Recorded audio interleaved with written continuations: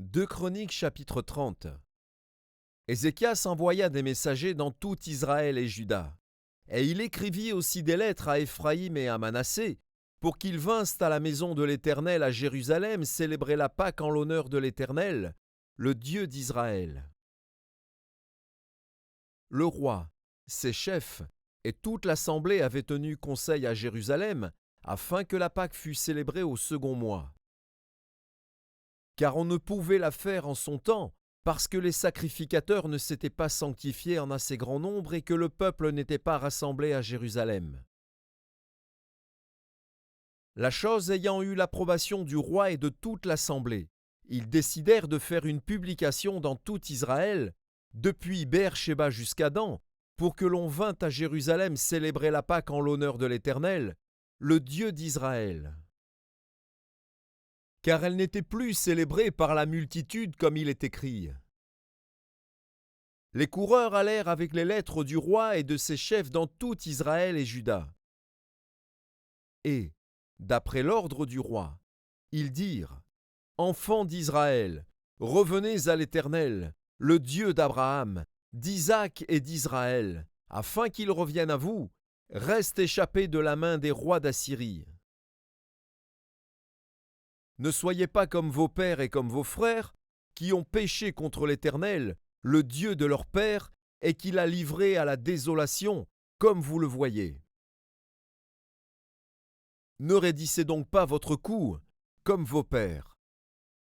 Donnez la main à l'Éternel, venez à son sanctuaire qu'il a sanctifié pour toujours, et servez l'Éternel, votre Dieu, pour que sa colère ardente se détourne de vous. Si vous revenez à l'Éternel, vos frères et vos fils trouveront miséricorde auprès de ceux qui les ont emmenés captifs, et ils reviendront dans ce pays. Car l'Éternel, votre Dieu, est compatissant et miséricordieux, et il ne détournera pas sa face de vous si vous revenez à lui. Les coureurs allèrent ainsi de ville en ville dans le pays d'Éphraïm et de Manassé, et jusqu'à Zabulon. Mais on se riait et l'on se moquait d'eux.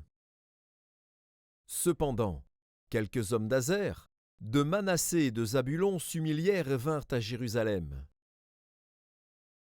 Dans Juda aussi la main de Dieu se déploya pour leur donner un même cœur et leur faire exécuter l'ordre du roi et des chefs, selon la parole de l'Éternel. Un peuple nombreux se réunit à Jérusalem pour célébrer la fête des pains sans levain au second mois. Ce fut une immense assemblée. Ils se levèrent, et ils firent disparaître les autels sur lesquels on sacrifiait dans Jérusalem et tous ceux sur lesquels on offrait des parfums, et ils les jetèrent dans le torrent de Cédron. Ils immolèrent ensuite la Pâque le 14e jour du second mois. Les sacrificateurs et les Lévites, saisis de confusion, s'étaient sanctifiés, et ils offrirent des holocaustes dans la maison de l'Éternel. Ils occupaient leur place ordinaire, conformément à la loi de Moïse, homme de Dieu, et les sacrificateurs répandaient le sang qu'ils recevaient de la main des Lévites.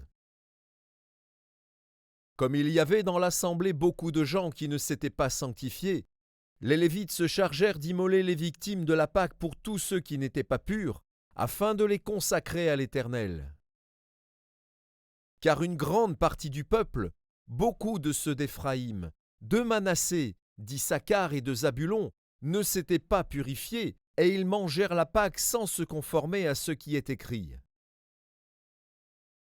Mais Ézéchias pria pour eux, en disant : Veuille l'Éternel, qui est bon, pardonnez à tous ceux qui ont appliqué leur cœur à chercher Dieu, l'Éternel, le Dieu de leur père, quoiqu'ils n'aient pas pratiqué la sainte purification. L'Éternel exauça Ézéchias, et il pardonna au peuple. Ainsi les enfants d'Israël qui se trouvèrent à Jérusalem célébrèrent la fête des pains sans levain pendant 7 jours, avec une grande joie. Et chaque jour les Lévites et les sacrificateurs louaient l'Éternel avec les instruments qui retentissaient en son honneur. Ézéchias parla au cœur de tous les Lévites, qui montraient une grande intelligence pour le service de l'Éternel.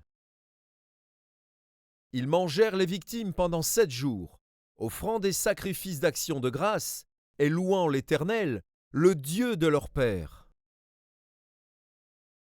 Toute l'assemblée fut d'avis de célébrer 7 autres jours. Et ils célébrèrent joyeusement ces 7 jours.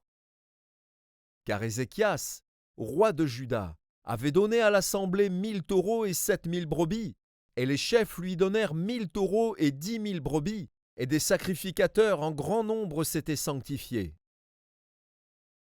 Toute l'assemblée de Juda, et les sacrificateurs et les Lévites, et tout le peuple venu d'Israël, et les étrangers venus du pays d'Israël ou établis en Juda, se livrèrent à la joie.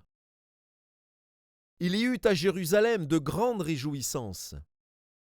Et depuis le temps de Salomon, fils de David, roi d'Israël, rien de semblable n'avait eu lieu dans Jérusalem.